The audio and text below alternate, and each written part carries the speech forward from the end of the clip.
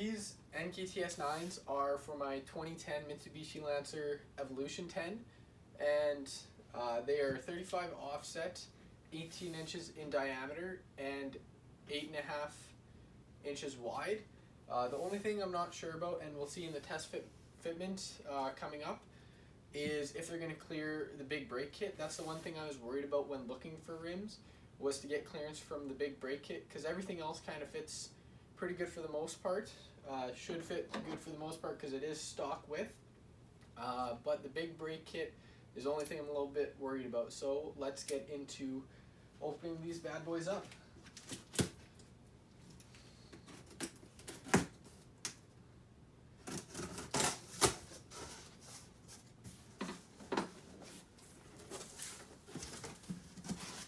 Cardboard on top, love to see it.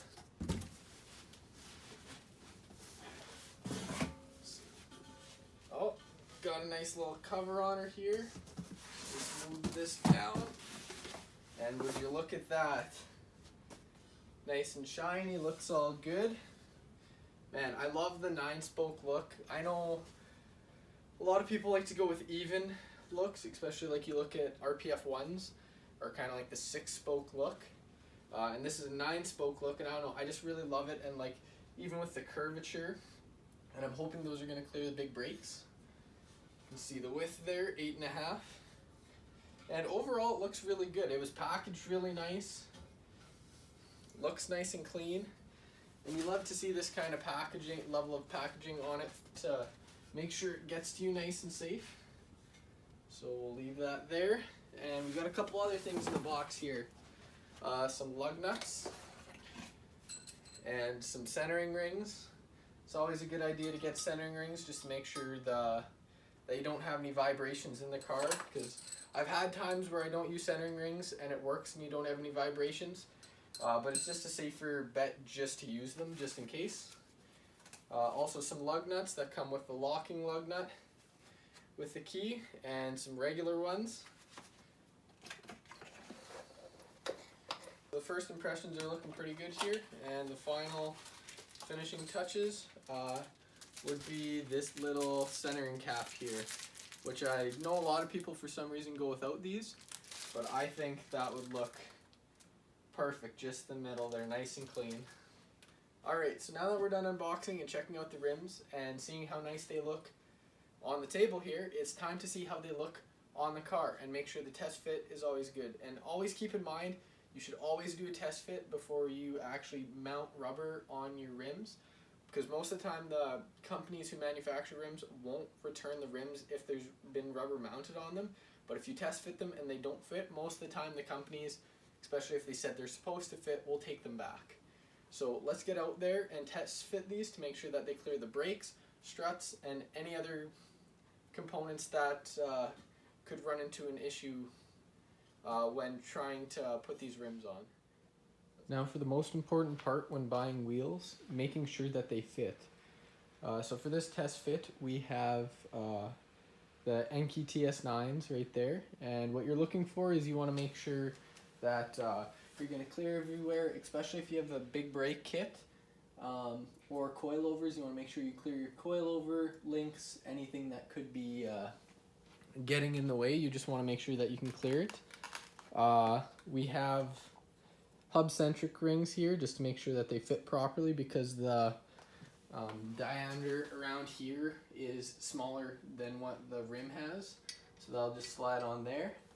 And a tip, when you're going to fit it, as long as it fits good, you can put a couple sockets and spin it to make sure it's all good, and twist it side to side. Just tape up your socket so you don't scuff the inside. So let's see how it fits here.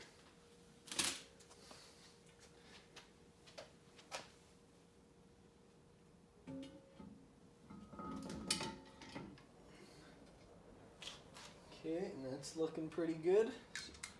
Let's just put a couple of nuts here just to hold it in place.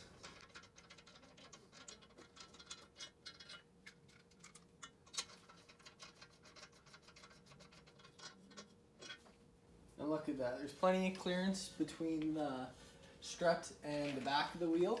And if we look at my big brake kit here, it has ample room between both that and the wheel. And then you can twist it side to side, especially if you're going with a bigger rim, just to make sure that you're not going to run into anything. And it's looking pretty good. So if you see here, just in there, there's ample space right in there, and ample space between the strut and the wheel there.